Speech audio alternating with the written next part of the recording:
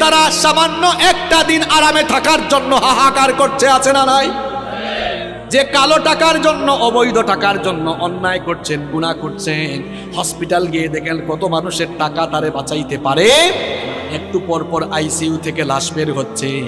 এরপরে হাসপাতালে যাওয়ার পরেও যদি আপনার দিল নরম না হয়, তাহলে মাঝে মাঝে প্রেমবাগের কবরস্থানগুলোতে ভিজিট করবেন, গিয়ে দেখবেন আপনার মতো টাকাওয়ালা পয়সাওয়ালা লোকেরা, ক্ষমতাওয়ালা লোকেরা একদিন বিরাট টাকা পয়সা, অর্থবিত্ত, বাড়ি গাড়ি সব ক্ষমতা ছিল, এখন কবরের নিচে ঘুমায়া আছে।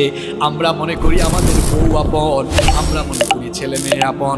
আজকে মনে দেখেন কেউ আপনার আপন নয়, আপন কেবল একজন, তিনি কি কথা বলছি বুঝতে পারছেন আপনি? আপনি বলছেন আপনার বউ আপন, আপনার ছেলে মেয়ে ভাই বোন আপন। আপনি এই মুহূর্তে মরে যান, বুঝবেন আপন কে।